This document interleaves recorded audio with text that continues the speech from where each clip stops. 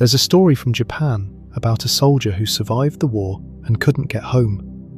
Not because the road was blocked. The road was right there. He walked it every morning.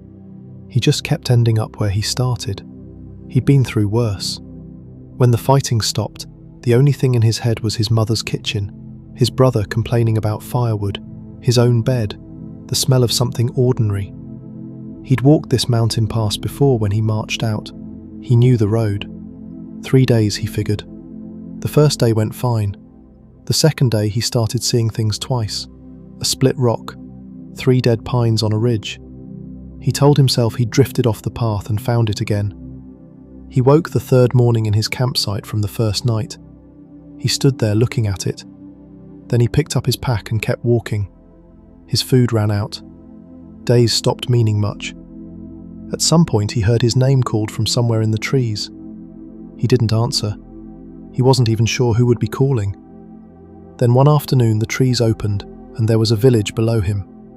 Smoke from the rooftops, children in the streets, an old man out front splitting wood. He came down into it, and the people took him in without asking where he'd come from. Hot food, clean water, a roof. For the first time in longer than he could measure, he felt like a person again. He sat with them that evening and said he'd leave at sunrise.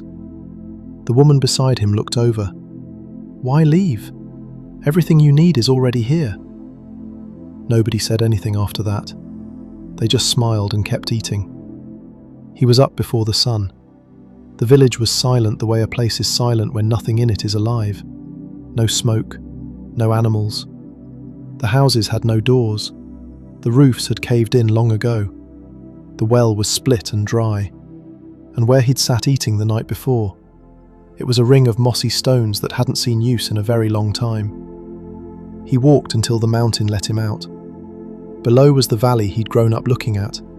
Beyond it, his village.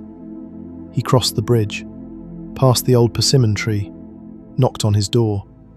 An old woman answered. She looked at him like she'd never seen him before. "Is my mother home?" She didn't answer. She raised her hand and touched his face slowly, like she was making sure he was real. Then she turned and called into the house. An old man appeared in the doorway. He looked at the soldier once, and his walking stick fell from his hand. The soldier searched his face, certain he knew it from somewhere. And then he found it. A small scar above the eyebrow. One he'd put there himself, with a wooden sword, when they were both children.